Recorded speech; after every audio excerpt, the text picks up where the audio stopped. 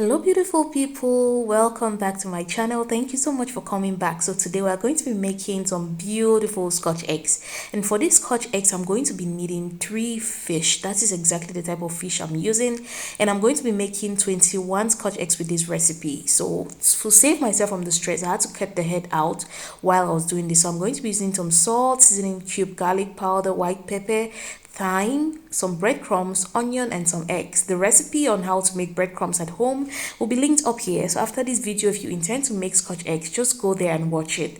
I'm going to go on now to cook my fish. So I'm going to just put the fish into the pot, and I'm going to add all the spices, that is the seasoning cube, the salt, and all the other spices. And then I'm going to add 1 cup of water, that is 250 mils of water to this to help it cook and cook thoroughly.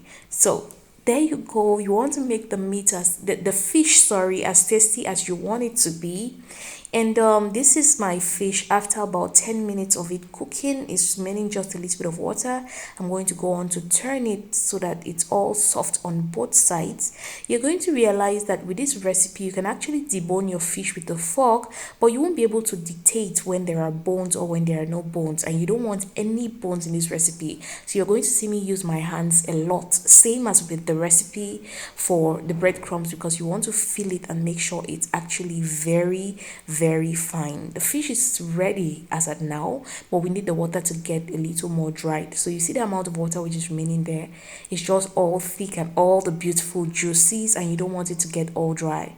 So here I have my fish deboned, and I've struggled to remove all the bones, but you're going to see that I'm going to add in some flour. So I actually added 4 tablespoons of all-purpose flour to give it that good texture. And after mixing everything, this is the texture that I have. Let me show you how it is. You can actually mold it into a ball. You see, it's fine and nice. Now for a little tip, you want to share your fish like this, considering the amount of egg which you have to make, so that it doesn't disappoint you or leave you halfway.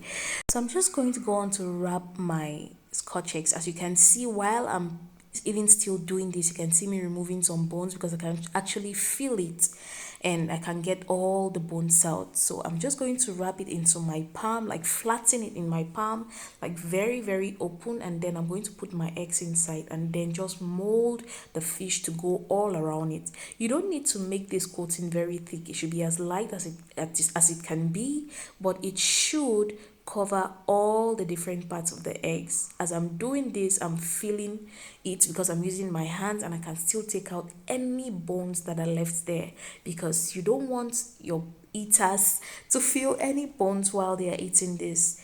There are no bones, it's more beautiful. And after rubbing, I'm just going to take it round my breadcrumbs. That's how easy it is to be done.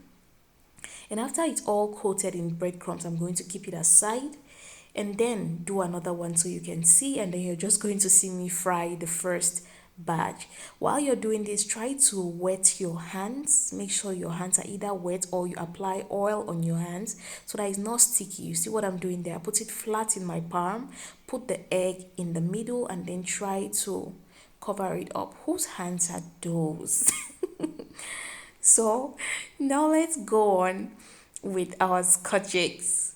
Now I am rubbing as I did the last one. Make sure it's all covered, and then dip it into your breadcrumbs in the bowl, coat it all around, and then keep it aside, and you can start with your frying. That is how easy it is to coat your eggs in your Scotch eggs paste, and it's just so simple. Make sure you coat as many as you can before you start frying, because they don't take long to fry. You can either bake this or fry this, though today I'm going to be frying, but I like the baking because it leaves the color looking bright, but with the frying it just looks very brown when you're done. Though it might look like it's burnt, but it's not burnt. It's so delicious, and at this point my kitchen was scenting so heavenly. You're going to see just my first batch and the last batch to save time.